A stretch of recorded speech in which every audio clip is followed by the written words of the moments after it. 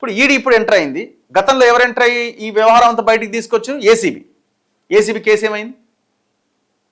2024 జనవరిలో అరెస్ట్ అయ్యిండు శివబాలకృష్ణ. ఇప్పుడు రేవంత్ రెడ్డి ఆన్సర్ చేయాలి. ఈ కేసు నేను అనుకుంటున్న 100కి 100% కాంప్రమైజ్ అయిపోయారు. ఎందుకంటే దీని వెనకాల మొత్తం రియల్ ఎస్టేట్ మాఫియా భూముల కథ ఉన్నది. రేవంత్ రెడ్డికి చిత్తశుద్ధి ఉంటే ఈ కేసు ముందుకు పడేది. శివబాలకృష్ణతో పాటు అరవింద్ కుమార్, సోమేష్ కుమార్, కేటీఆర్ పర్టికులర్ కేసెస్లో ఏనాడు అరెస్ట్ అయ్యేవాళ్ళు. ఈ కేసులో నేను అనుకుంటున్నా వెరీ క్లియర్గా కాంప్రమైజ్ అయిపోయారు.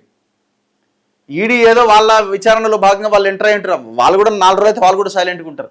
ఇప్పుడు పోయి సోదాలేందని నాకు అర్థం కాదు. ఇప్పుడు సోదాలు చేయడం వల్ల ఏం దొరుకుతుంది? 1.5 year నుంచి ఆయన ఇంట్లోనే పెట్టుకుండా మొత్తం. ఆనాడు కూడా ఏసీబీ ఎందుకు ఆనాడు ఈ ప్రభుత్వం రైడ్స్ చేయించింది, సోదాలు చేయించిందంటే ఏమేమి ఉన్నాయి తీసుకురా. వాళ్ళు ఇంటలేరు మా మాట. మీ దగ్గర ఉండేది మాకు కూడా సగం ఇవ్వండి అంటే ఇంటలేరు. నీ దగ్గర ఏమేమి ఉన్నాయో తీసుకురా, నీ దగ్గర ఉన్నాయి తెలుసుకోవడానికి రైడ్స్ జరిగినాయి. ఆనాడు అన్నీ తెలుసుకున్నారు. ఏ కంపెనీ ఏం కథ ఎవడెవడు ఉన్నాడని సగం సగం పంచుకున్నారు. అంతకుమించి ఏముంది ఇక్కడ? 2024 జనవరిలో అరెస్ట్ అయితే మరి ఇంతవరకు ఎందుకు కేసు లేదు? అసలు ఆ కేసు ఏమైంది?